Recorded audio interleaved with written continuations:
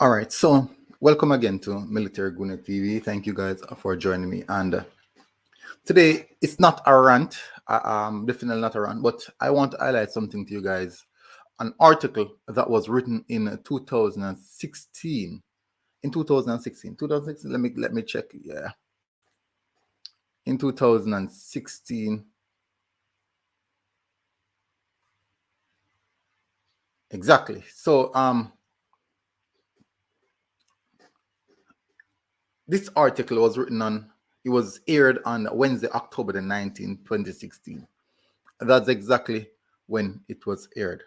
Now, the reason why I want to highlight this article for you guys is it's entitled a few things surrounding the Reggae Boyz coach, Tapa Whitmore, and I want to highlight a few things in this particular article, some things that we're speaking about right now, and that is the reason why I brought forward this article so that you guys can see what I'm talking about.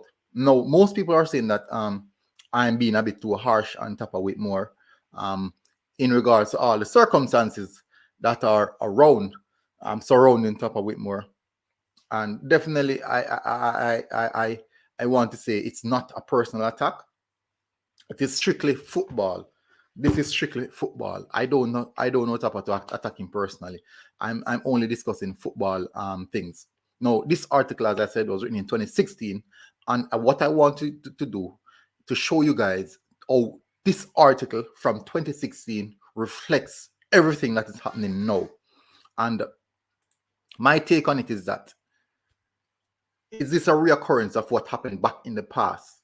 So people, before I get into that, please smash the like button and ensure that you subscribe to the Military Guna TV, because these are the type of content that I will continue to give you. Now, I have been ranting, I have to say, on Tapa Whitmore, and I'm moving away from the ranting into factual things now, things that we would say have happened before and it's now happening again. So let me get into the article. So the article is titled "Hiring Whitmore, a Retrograde Step." We'll see exactly what they mean by that. Now, as I said, this is actually was written in 2016. The clouds hovering over. Listen, guys, as I read, please listen. The clouds hovering over Jamaica's national football program continues to get even darker with the news of hiring Theodore Whitmore as head coach of the senior team. So at this particular time, they were really, really concerned with the hiring of Theodore Whitmore. Why were they concerned? Let's get into that. The former midfield maestro gets another bite at the cherry, which is his second opportunity right now, having previously served in the capacity on an interim basis before John Barnes was able to assume his duty in 2008, then fully taking the reins after Barnes resigned in 2009. That stint lasted until 2013, when Whitmore tender his resignation, with the team struggling in the CONCACAF hexagonal round, final round, after a stirring of disastrous result. So after a disastrous result, that is when he handed in his resignation. So while I am cognizant of the current predicament that Jamaica's football finds itself in, going back to Whitmore is not the answer. And it's a retrograde step, in my view. That is what the writer said. One should critically analyze Tapa's previous stint as a coach of the national setup. It can be concluded, now he's going to talk about some of the things. These are some of the things that we are saying right now that was highlighted back then. Let me continue. It can be concluded that he was lacking in some vital areas that are required to achieve success as an international coach. He was tactically inept. That was from 2013.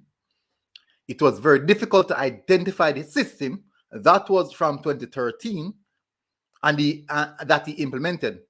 His tenure was also characterized by questionable and poor team selection, as well as being accused of by some pundits as poor man manager. These are things that we're talking about right now. In 2018, this article was written in 2016, highlighting Topper's deficiencies in 2013. So this track back almost a decade of issues, of the same issues that we are seeing right now. Let me read further. So I think this is the last part I'm going to read. Another very important aspect of coaching that was quite deficient in Whitmore's previous spell was his ability to clearly impart his philosophy to the players. Many people have the misconception that once an individual is skilled or knowledgeable in an area, he or she automatically has the ability to convey it clearly to others. As we can see, there's so much good footballers right across the world, world-class players. When they convert into coach, they just cannot convey their knowledge of the footballing knowledge that they have onto others. Not because you're a good player means you can teach what you know. Several university students will quickly point to the fact that there are some professors who are extremely knowledgeable in their disciplines, but are awful teachers based on display of faith. I think the Jamaican Football Federation has heard in believing that Whitmore's success as a coach will be automatically due to his ability as a player. And I don't think I will definitely read any further into that. There's no reason why I would want to read any further. This article was written back then in 2016, highlighting Theodore Whitmore's deficiencies in 2013. Take it as you wish, take it as you will. But people, when I came and started to talk about the issues that the team is having, I am not just ranting about something that I am recently seeing. I'm not ranting about things that happen in recent days alone. This is a history going way back with Theodore Whitmore. This is not now. If it was now, we could say, all right, let's gloss over it and wait until the World Cup qualifiers start. But this is not now. This article was written in 2016, highlighting I'm emphasizing on these people, highlighting his deficiencies in the 2013 campaign. In the 2013 campaign. If you did not remember the 2014 World Cup qualifiers, if you didn't remember the 2014 World Cup qualifiers, go and check it out. Go and check it out. We had about 4 players or 5 players in that particular team. In the 2016 team, let me see. Andre Blake, O'Neil Fisher, Alvas Powell, Damien Lowe, and I believe Kemar Tax Lawrence. If I get any name incorrectly, please. Oh, Corey Burke as well.